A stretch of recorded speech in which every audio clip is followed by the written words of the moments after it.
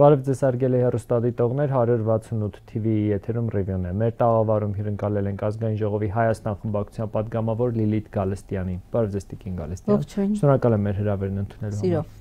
Տիկին Գալստյանն օրերս խորհրդանում հենց ձեր հարցին ի պատասխան Նիկոլ Փաշինյանն ասաց, որ չեն շարունակելու Ղարաբաղյան շարժումը եւ եթե ժողովուրդը դեմ է, թող իրեն հեռացնեն պաշտոնից։ Ժողովուրդը նախ նրան Արցախը Ադրբեջանի կազմում ճանաչելու, ապա մեկընդմիշտ այդ հարցը փակելու մանդատ երբ է տվել, որովհետև նախընտրական նրանց քարոզարշավը բոլորովին այլ բանի մասին էր եւ նախընտրական ծրագրում նրանք խոսում էին Շուշիի եւ Հադրութի դեօկուպացիայի մասին եւ արդյոք սա ուղիղ մեղադրանք չէ հիմա էլ ուղղված ժողովրդին, որ ժողովուրդն է մեղավոր այս ամենի համար։ Ռազմիկ իմիջայլոց իհարկե կպատասխանեմ այդ հարցին, բայց ես հենց այսօր մի բան եմ մտածում, որովհետև չես կարող այդ շարունակ մղձավանջի մեջ որ ապրում է մեր հասարակությունը, քաղաքական ուժերը, անհատները եւ այլն, մենք էլ ենք այսպես փորձում որևէ բանական պատասխան գտնել այս ամեն ինչին, բայց միակ բառը, որ ուղեղից մեջ պատտվում է, այդ մղձավանջն է եւ անվերջ թանձրացող եւ խտացող այս մղձավանջը եւ ես նաեւ այդ երեկվա իր խորհրդարանի ոչ adekvat, ես կասեի հոգեկան մոլագարության աստիճանի հասած վարքագիծը տանում է այն հանգրվանին, դա ինքը բոլորին մերժելով, հերքելով, մեղավորներ նշանակելով եւ հետո ինքը պիտի ասի սիրելի ժողովուրդ, բա դուք չեք տեսնում որ երկրի ղեկը հոգեպես անառողջ մարդու ձեռքին է, ուրեմն դուք եք մեղավոր, որ դեռևս ինձ հանդուրժում եք, հասկանում եք, որտեղ դուք խոսում եք քաղաքական կատեգորիաներով, մենք բոլորս խոսում ենք քաղաքական կատեգորիաներով եւ ասում ենք, որ դու ոչ միայն կորցրել ես քաղաքական լեգիտիմությունդ, որովհետեւ ամբողջովին ինքնահերձում է այն քաղաքական վարկը, որ իրենք այսօր դրսևորում են, ինքնահերձում են, նկատի ունեմ սեփական քաղաքական թիմի կառավարության թե ծրագիրը 21-26 թվականների նախընտրական իրենց խոստումները, այն Աղդամը իմ հայրենիքն է, նկարներից մինչև բոլոր հնարավոր այսպես քարոզչամիջոցներով ներշնչել են Արցախը Հայաստանն է եւ վերջ, չգիտեմ խումարի պահիներ թե ոնց, բայց այն քաղաքական նաև հետագիծը, որ իրենք թողել են, այդ բոլորը խոսում է թե քաղաքական, թե բարոյական լեգիտիմության ուղղակի զրոյության մասին եւ կարծեմ վերջին սոցհարցումներն ընդհանրապես առավելագույնը 2 ամիս առաջ շատ վերջերս էին, չէ՞, այդ սոցհարցումները, որոնք իրենց այսինքն պատմական ամենացածրագույն վարկանիշը 10%-ի, 10-12%-ի միջավայրում է այդ նշաձողը եւ այո, հասարակությունը ես կարծում եմ վաղուց արդեն ոչ միայն սթափվելու արթնանալու ժամանակն է, մենք նաև պիտի ուրիշ գնահատականներ էլ տանք, ոչ միայն քաղաքական վարքագծին, այլև այդ մարդկային վարքագծին, որովհետև նրանք, ովքեր ականատես եղան, ուրեմն կառավարության հետ հարցոպատասխանին, ազգային ժողովի այդ պահվածքին, այո, եթերում եմ, բայց ես կշռում եմ բառերս եւ ասում եմ եւ անբարո եւ հոգեկան անհավասարակշիռ մարդու վարքագծին Պարզապես ես կարծում եմ նաև բժշկական ցուցումով, ոչ միայն քաղաքական ցուցումով, այլ բժշկական ցուցումով, առողջապահական ցուցումով Հայաստանի Հանրապետության հավաքական անվտանգությանը հակոտնյա է այդպիսի մարդու պահել Հայաստանի քաղաքական ղեկին։ Ես այլևս գիտեք քաղաքական կատեգորիաներով դատել մի բանի մասին, որ այլևս խոսում է հիվանդասենյակ համար 6-ի մասին եւ այդ մղձավանջը մտել է բոլորիս տները, բոլորիս աշխարհները, կործանել է հայկական աշխարհը։ Ես գիտեք 2 օրը զանգեր եմ ստանում նաեւ Սփյուռքից։ Շատերին թվում է թե դրանք այսպես այդ պատկերները սարքած ժամանակակից տեխնոլոգիաներով կամ արհեստական բանականությամբ ստացված պատկերներ են։ Եվ հավաստիություն են ճշտում իրապես այդ պատասխանները դուք խորհրդարանում ստացել եք, դա սարքած էր, fake էր, թե ոչ։ Ես ասելիք չունեմ եւ կարծում եմ համբերության բաժակի վերջին կաթիլն էր այդ վարքը, բայց նաեւ ինքը ունի իր պահվածքը քաղաքական չի, բայց դրդապատճառները այդ պահվածքը խորապես քաղաքական են։ Որոնք են դրդապատճառները։ Միանշանակ հստակ է, որ սա նաեւ քաղաքական հոգեվարքի մասին է խոսում։ Քաղաքական հոգեվարք, որը պայմանավորված է խաղաղության, այսպես ճակերտավոր խաղաղության, որի բովանդակությունը ինքնասպանական բովանդակություն է, խաղաղության այսպես ընթացքի, որով փորձում է հասարակությանը բթացնել, ամբողջ սնանկությունը եւ մի կողմից ուղղակի քաղաքական սնանկ է, քաղաքական բանկրոտ Փաշինյանը եւ իր թիմը, եւ մենք տեսնում ենք, եթե սա մի կողմից կես ժամը մեկ հայտարարում էր պատրաստ եմ ստորագրեմ ինչ-որ մի թուղթ կորզել Ադրբեջանից, բայց Ադրբեջանը բոլորովին այլ խոսույթով է իր հետ խոսում եւ այն 17 կետերը, որոնք բացարձակապես միակողմանի զիջումներ են, որոնք բացարձակապես իմ քո Հայաստանի Հանրապետության եւ հավաքական այ ժողովրդի շահերի հաշվին են, դրանք պարզապես կապիտուլյացիոն նոր հանգրվաններ են, իսկ Ադրբեջանից հնչող այսպես ռազմաշունչ պատերազմի եւ ուժի սպառնալիքները բոլորովին այլ բանի մասին են խոսում եւ երեք ամենավերջին թարմ բաները ասեմ երբ որ կնոջ հետ մեր թշնամական երկրի նախագահը կնոջ հետ այցելել էր Աղդամ, այնտեղ արդեն նրա հռետորաբանությունը այնքան է խտացել, որ մեզ ոչ միայն շարունակ ասում է թշնամի երկիրը, մենք ֆաշիստ ենք եւ ցեղասպան ենք։ Դուք հասկանում եք սրա քաղաքական ողբերգությունը, երբ որ հայ ժողովրդին թևեր այնքան սակտրեց, սա Հայաստանի Հանրապետության ղեկին գտնվողն է։ Մեր բոլոր այսպես գործիքները, պայքարի, միջազգային պայքարի հնարավոր բոլոր գործիքները վերացրեց, պատրաստակամը նույնիսկ միջազգային ատյաններից ետ վերցնելու հայցերը եւ այս ստորաքարշ խաղաղության ողորմության չէ, մուրացկանության այս վարկագծի արդյունքում Ադրբեջանից շարունակ նոր սպառնալիքներ, նոր պահանջներ եւ եզրափակեմ այս միտքը եւ ասեմ, որ Նիկոլ Փաշինյանը պարզապես Հայաստանը տանում է լիկվիդացիայի եւ որ ինքը գիտակցում է ինքը իր արտգործնախարարը, որ նույնքան հիստերիկ վարկագիծ դասավորեց ազգային ժողովի արտաքին հարաբերությունների հանձնաժողովի նիստում եւ նրանք տեսնում են թե ինչ հետագիծ են թողել, ինչ կորուստներ, հայրենազրկում, իրական ցեղասպանություն եւ այսօր Ադրբեջանը քո հետ Հայաստանի հետ խոսում է իբրև ցեղասպանի եւ չկան նաեւ միջազգային ազդակներ դրան, գրեթե չկան հակակշռող ազդակներ, ես կարծում եմ իրենց այդ հոգեխանգարմունքը, ակնհայտ հոգեխանգարմունքը թե Փաշինյանի, թե իր խմբի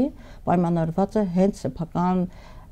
գիտակցումով սեփական սխալների եւ իրանք գիտակցում են, որ նրանք Հայաստանը տանում են պարզապես լիկվիդացիայի։ Կարծիքներ կան, որ նաև ընդդիմությունը քանի որ անընդհատ պնդում էր, որ Նիկոլ Փաշինյանը նշի գեթ 1 զիջում, որ Ադրբեջանն արել է այս process-ում, դա էլ հունից հանեց Նիկոլ Փաշինյանին, որովհետև այդպիսի զիջում պարզապես գոյություն չունի։ Չնայած նրանք անընդհատ ասում են, որ այս պայմանագիրը երկու կողմերին է վերաբերում եւ չկա մի կետ, որ վերաբերելի է Հայաստանին եւ վերաբերելի չէ Ադրբեջանին։ Երեք շատ ճիշտ դիտարկում է, բնականաբար ճիշտ այն օրը,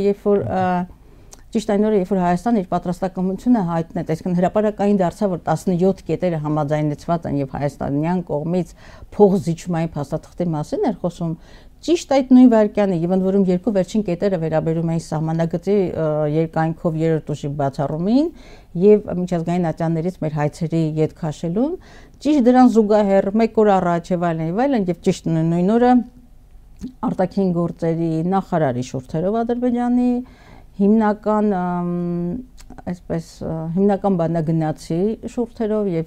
երկրի իրենց երկրի ղեկավարի շուրթերով երեք կարևոր հայտարարություններ եղան, որոնցից մեկը վերաբերում էր ուրեմն նախ Ալիևն ասաց, որ Փաշինյանի նկատմամբ վստահությունը 0 է, Հիկմետ Հաջևը խոսեց ուրեմն փոխհատուցման կամ ռեպարացիայի 60 միլիարդ դոլարի մասին, հիշում եք 5 միլիարդից սկսեցին, հետո 11, նույնիսկ Արման Թաթյանի զեկույցների մեջ 11-ներ ֆիքսած, բայց ընդհանրապես ասենք մի 7-8 օր առաջ 60 միլիարդը հնչեց եւ արտաքին գործերի նախարարն էլ անվերապահորեն դրեց Հայաստանի Հանրապետության սահմանադրության փոփոխելու հարցը եւ բնականաբար այս բանկրոտ ողբերգական քաղաքական ուժը Փաշինյանի ղեկավարության, որ երկիրը հանգեցրել է լիկվիդացիայի, բնականաբար ասելիք չունեն եւ երբ որ ասելիք չունես, դիմում ես շանտաժի, ցինիզմի, գիտեք, ես հասկանում եմ, որ մենք ավելի լուրջ բաներից ենք խոսում, բայց ես հիշեցի, որ արտաքին հարաբերությունների հանձնաժողովի նիստի ժամանակ, երբ որ արտգործնախարարից նորմալ մարդկային երկխոսության, այսպես բառապաշարով ասում ենք, ինչու հայցերի ետ կանչելու քաղաքական վնասը դուք պատկերացնում եք եւ այլն, մեկ էլ անմիջապես իբրև թե մեզ մեղադրանք մեկ էլ ասում է Մուրզեի ապարատով, չգիտեմ, ռուսերեն սկսեց բան անել, իբրև թե Ռուսաստան տեղեկություններ են փոխանցում, հետո անցա ինչ որ անգլերենի, ինչ անլուրջ բան, принимайте, նայում ես ասում ես եւ սա քո երկրի արտաքին գործերի նախարարն է, որը իբրև թե բանակցում է, դրա համար մեր բանակցությունները այս ողբերգական հանգրվանին են, որտեղ նրանք, ովքեր այսօր Հայաստանի ղեկին են, ոչ ազգային բովանդակություն ունեն, ես երբեմն ոչ ազգային բովանդակություն ունեն եւ ես երբեմն դրանց կասկածում եմ, գիտեք, դրանց գենետիկային եմ կասկածում, ոչ իմացություն, ոչ գիտելիքներ, քաղաքական տգիտություն, դաստիարակության տոտալ բացակայություն, զարմանում ես, ասում ես, լավ, այս տեսակը ինչպես կարողացավ հավաքվել ինչ որ մի բանի շուրջ եւ դրան զուգահեռ այդ ուրացման, մոլագար ուրացման տենդենսը, Արարատից հրաժարվելու, ինքնությունից հրաժարվելու, դասագրքերից ազգային պայքարը ջնջելու, թեև ես միակողմանի չեմ մեղադրում, ես մեզ եմ մեղադրում, մենք ստեղծել ենք միջավայր այդ տեսակի գոյության համար։ Մենք միջավայր ենք ստեղծել այդ տեսակի գոյության համար եւ ասենք թե որ կարող էր սեփական թիմից մեկը կանգնել եւ ասել ես ուր Կիլիկյան ուր մենք ուր Արարատը ուր հասկանում եք այս եւ կարողանալ մեր ազգային շահերի ազգային իրավունքների ինքնութենական արժեքների պաշտպանությունը հանկարծ դրանց գաղափարախոս այս կոնցեպտուալ այսպես մայրերից մեկը ասում է ռելիկտային մտածողություն, այսինքն մեր ոտքերը, ձեռքերը, արմատները կտրենք եւ մանկուրտությունն է իրանց հոգեբարական խառնվածքի մոդելում հայ մարդու մանկուրտ տեսակն է, որը ունի հիշողություն եւ ունի խաթարված ապագա, որի գլխի կախված է թուրք-ադրբեջանական տանդեմի այս սուրը։ Եվ այս ամեն ինչի զուգահեռ, երբ որ դուք փորձում եք կամ միասին փորձում եք այդ հիստերիայի ակունքները բացահայտել, բնականաբար այդ հիստերիայի ակունքներում այն Ադրբեջանը չի, այդ հիստերիայի ակունքներում նաեւ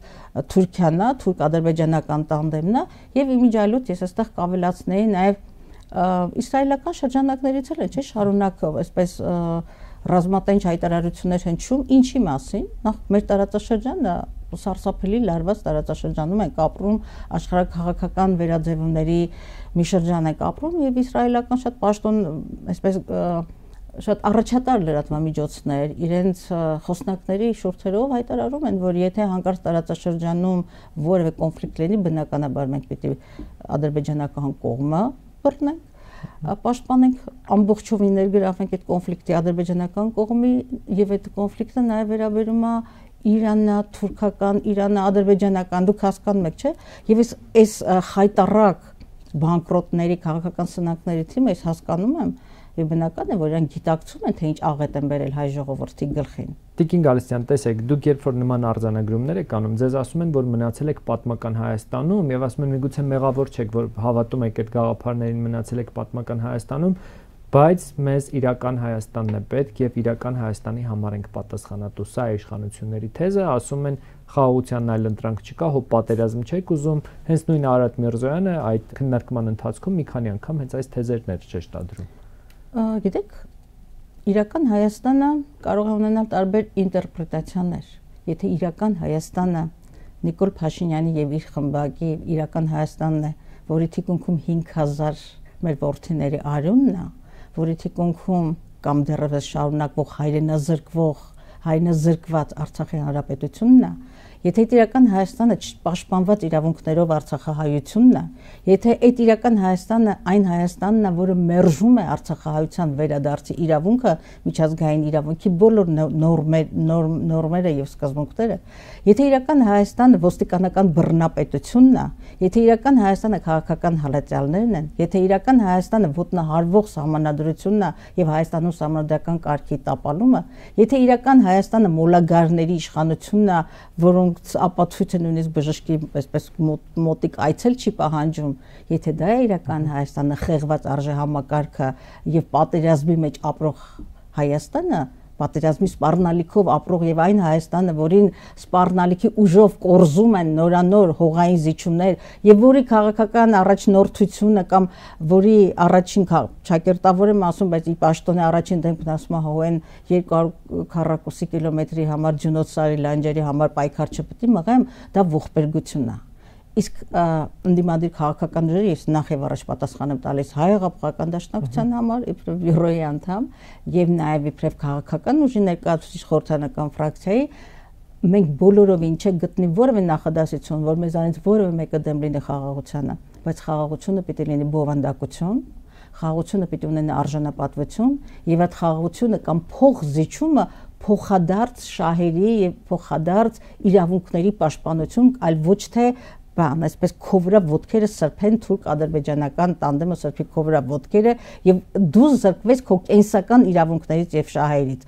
Սիրելի հասարակություն, սիրելի հայրենակիցներ, մենք դեմ չենք խաղաղությանը, բայց այն ինչ որ ձեզ ներկայացում է իբրև խաղաղություն, դա կապիտուլյացիա եւ ինքնասպանություն։ Դա նոր պատերազմ է, չի կարող խաղաղությունը եւ ինչպես նաեւ ցանկացած խաղաղության համաձայնագիր ինքը պիտի լինի արդար խաղաղություն։ Այն խաղաղությունը, որը ձեռք է բերված նախ միջազգային իրավունքի նորմերով, ուժի սպառնալիքով ձեռք բերված որևէ պայմանագիր ինքը չի կարող ուժ ունենալ եւ ավերական լինել, այնուամենայնիվ եթե կապիտուլյանտներ են եւ հանձնվողներ եւ տրվողներ եւ ուրացողներ են եւ եթե դրանք համաձայնում են, այնուամենայնիվ այդ խաղաղությունը ավելի քան փխրուն է եւ նոր պատերազմի հիմք է տալիս։ Մենք գիտակցում ենք եւ հասկանում ենք, որ նրանք Հայաստանը այնքան են թուլացրել, բայց դավաճանական թշնամական վարքը շարունակվում է։ Ինչու է միջազգային ատյաններից հետ վերցնում քո հայցերը եւ բնականաբար մեզ ասում են Ադրբեջանն էլ ունի, բայց մեր եւ Ադրբեջանի հայցերը նույն քաղաքական ուժը եւ ամբողջականության մեջ այդքան ուժեղ չի կարող լինել ագրեսորը, ցեղասպանը, էթնիկ զտում։ Գոնե Եվրոպարլամենտի երկու բանաձևերում էթնիկ զտում բառը գործածված է։ Էթնիկ զտումը ցեղասպանության բաղադրիչն է։ Հիմա սրանք ասում են եւ նաեւ գերիների վերադարձի մասին, վերադարձնելու մասին եւ Արցախահայության վերադարձի մասին է խոսում։ Խորհրդարանում հայտարարեց, որ մենք Արցախյան էջը փակված ենք համարում։ Այն քաղաքական ճակերտավոր եմ ասում կամ այն մարդը, որը կմերժի կուրանա Արցախյան շարժումը, դա նշանակում է մերժում եւ ուրանում եւ խաչակաշում Հայաստանի վրա, որտեղ Արցախյան շարժումը մեր անկախության ակունքն է, հասկանում եք, եւ երբ որ մենք ասում ենք, ես հիմա խոսքը սկսեցի նրանով, որ նա Արցախի Հայաստանի Հանրապետության լիկվիդացիան են սրանք, Հայաստանի Հանրապետությունը տանում են լիկվիդացիա, ես հենց դա նկատի ունեի։ Մերժել Արցախյան ազատամարտ եւ դու ով ես որ Արցախյան շարժումը քեզ ով է տվել այդ իրավունքը դու ոչ բարոյական ոչ քաղաքական լեգիտիմություն չունես մերժելու համար կամ մեր պատմությունից ջնջելու Արցախյան ազատամարտը դուք հասկանում եք ազատագրական շարժումը ներողություն ազատամարտը ազատագրական շարժման բաղադրիչն է ոչ ոք Նիկոլ Փաշինյանը եւ իր խմբակին այդ բարոյական եւ քաղաքական իրավունքը չի տվել եւ ինքը պարզապես շարունակում է ուզուրպացրած պահել Հայաստանի իշխանությունները եւ այդ մոլագարությունը սեփական աթոռը պահելու մոլագարությունը բացարձակապես մեր անվտանգության հետ կապ չունի ոչ երկրի անվտանգության հետ կապ ունի, նույնիսկ իր քաղաքական թիմի անվտանգության հետ կապ ունի, աթոռ եւ անձնական անվտանգություն, որովհետեւ այնուամենայնիվ ես չեմ կարծում, որ իրենք չեն հասկանում եւ անձամբ ինքը չի հասկանում այն աղետի մասշտաբը, աղետ բառը նույնիսկ մեղմ է գործածած այդ ողբերգության, կորիստների, հայրենազրկումի մասշտաբը, որ ինքը պատուհասեց այդ ազգակործան վարքագիծը, որի մեջ մենք հիմա ապրում ենք եւ բնականաբար հատուցման եւ պատասխանատվության տալու պատասխանատվության արժեվ գալու ժամանակը մի օր եւ կարծում եմ մոտ է նույն կերպ ինչպես եւ գլխավոր դատախազը որին երկու օր առաջ խորհրդարանում եմ ասել քո բոլոր ընդունած եւ չընդունած որոշումների համար պատասխան ես տալու գլխավոր մեղադրողն ես դու Հայաստանի օրինականությունը պահեպետական մեղադրող միթե չես տեսնում թե ինչ է կատարվում Հայաստանում թե մեր պետական շահերի ինչպիսի ոտնահարում եւ հակասահմանադրական ընթացք է ինչ ես արել անգործություն բոլորը պատասխան են տալու գալու է պատասխան տալու ժամանակը եւ շատ մոտ է եւ այն քաղաքական հիստերիան որին դուք ականատես եղաք եւ մեր հասարակությունը երկու օր առաջ խորհրդարանում ականատես եղանք եւ իհարկե այնքան էլ նորություն չէր բայց այդ բազմակողմանի եւ իր ողջ փուկետով այս անգամ շատ է սրված եւ գլխացավի դեղը ասեց որ մոռացել է գլխացավի դեղը խմել միգուցե եւ նաեւ ուրիշ բաներ ինչեւէ ես կարծում եմ նաև առաջիկա ընտրությունները, թիմ ընտրությունները եւ այլն այս կորցանված վարկանիշի եւ նաև ժողովրդի համբերության եւ քաղաքական ուժերի համբերության բաժակը լցվել է եւ կարծում եմ եթե մենք նոր մարտավարության ворթեգրենք իսկ մենք այդ խնդրի առջև կանգնած ենք գիտակցում ենք եւ այդ ընթացքի մեջ ենք կարողանանք բեկել այս ընթացքը որտեղ այլևս որևէ որևէ ռեսուրս չունեն այս իշխանությունները եւ բարոյական նաեւ կապ չունեն մեր ժողովրդի հետ պարզապես ինչ որ տեղից տպավորություն թե ինչ որ տեղից եկած մարդիկ են նրանք մեր հետ հայկականության հետ կապ չունեն Իդեպ դաշնակցությունը ինչու է այսքան թիրախավորված իշխանությունների կողմից անընդհատ մեջ են բերում ինչ որ շրջաբերական, որը դուք պարբերաբար հերքում եք, ասում եք Civic-ի պատվալներում է ծնված եւ այլն, այո, բայց անընդհատ դրան են հղումանում, սա ինչի մասին է խոսում։ Էլի քաղաքական հիստերիայի մասին եւ գիտեք, եթե Հայաստանում միգուցե մի քիչ անհամեստ կհնչի, Հայաստանում իմ կարծիքով երկու կարևորագույն ինստիտուտներ կան, ինքնութենական եւ պատմականորեն ինձ կների հայ առաքելական սուրբ եկեղեցին առաջինը նախ մեր եկեղեցին է մեր ինքնության ողնաշարային կրողը եւ այնուամենայնիվ հակառակ այս բոլոր թշնամական հարձակումներին անսասան մնացողը եւ ես միշտ աղոթում եմ մեր եկեղեցու անսասանության համար եւ դաշնակցությունը որպես պատմական ազգային քաղաքական ուժ, որի ինքնութենական ակունքը հայոց պետականության հիմնադրումն է եւ գիտեք սա հիմնադրումը եւ ինքնության պահպանումը եւ այն մեր անցած 135-ամյա պատմությունը, որը բոլորանվեր նվիրում է հայոց պետականությանը եւ հայկականությանը, սփյուռք լիներ թե Հայաստան եւ գիտեք նրանք թիրախավորել են հատկապես դաշնակցությանը, որտեղ հասկանում են, որ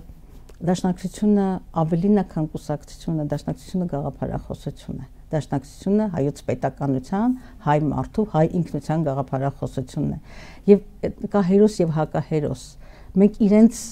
կամ մենք հերոսն ենք, իրենք հակահերոսը, գաղափարական եմ ես ասում, մենք իրենց ամբողջ գաղափարական սնանկության արտացոլանքն ենք, թե ինչպիսին չպիտի լինել եւ նաեւ նրա այն կենտրոններից, որտեղ հանձնարարություն ունեն թերևս Հայաստանի լիկվիդացիայի, մենք այդ լիկվիդացիայի պահակներն էլ ենք, զինվորներն էլ ենք, ծառաներն էլ ենք։ Դրա համար թույլատնելով, իրենց թվում է թե թույլատնելով մեզ, թույլատնում են Հայաստանի կապիտուլյացիայի հնարավորությունները, եւ գիտեք, այնքան զավեշտական է եւ այդքան լավ մարդիկ ունեն 5 տարի պետական կրթական հաստատություններ են, չէ՞, անցել եւ մեզ մեղադրում են հակապետականության մեջ պետության դեմ աշխատելու պետականությունը մերժելու մեջ քաղաքական ուժեր օրինակ մեկը արտգործնախարարը քաղաքական ուժի մի կայտառ ներկայացուցիչ, որի հետագիծը միայն կորուստ ավերը եւ դաշնակցությանը, որը պետականության, հայոց պետականության հիմնադիրն է, եւ երբ որ հանկարծ այսպես գզրոցներից ինչ որ փորձում են նամակներ հանել, ինչպես ասում են, պատվալների թղթեր բան դա ապացուցելու, բայց նույնիսկ եթե մենք անցյալ դարաշրջանին առաջին հանրապետության ժամանակ ենք ասում դաշնակցությունը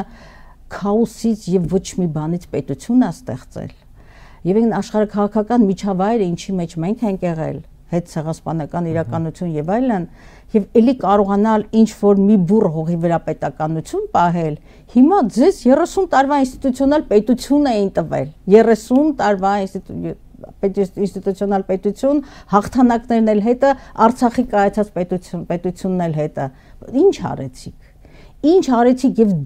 դուք դեռ բարոյականություն ունեք որևէ մեկին մեղադրելու Եվ եկեք մեր խոսքի առաջին հատվածին անդրադառնանք, վաղը ինքը ժողովրդին է մեղադրելու, բայց չեք տեսնում, բռնեիք ձեռքս։ Հասկանում եք, արդեն հասել ենք այդ հանգրվանի, որտեղ այդ բոլոր կեղծ թեզերը այլևս չեն աշխատում։ Բաներ են հորինել, ինչ որ ես արդեն ուղղակի նողկալի չեմ ուզում մեր թանկ եթերը փչացնել եւ նորից խոսել այդ շրջաբերականի մասին, որի մասին 1000 անգամ ասել ենք, որ ձեր ֆեյքերին չենք ուզում մեկնաբանություններ տալ։ Այսօր ունենք այս Հայաստանը, կործանվող Հայաստանը, որը պետքա կասեցնել։ Եվ ունենք քաղաքական, այսպես մի խմբակ, ոչ adekvat մարդկանց, ոչ հայկական բովանդակությամբ եւ զրո իմացականությամբ եւ կարողությամբ սննկացած մի թիմ, որը ուղղակի վերջնական կործանման եւ լիկվիդացիա է տանում Հայաստանը եւ այդ ձեռքը պիտի կտրել։ Ես էլ ասելիք չունեմ։ Շնորհակալ եմ ձեզ հետաքրքիր զրույցի համար։ 168 TV-ի եթերում ռևյուներ, հետևեք մեր հետագա թողարկումներին։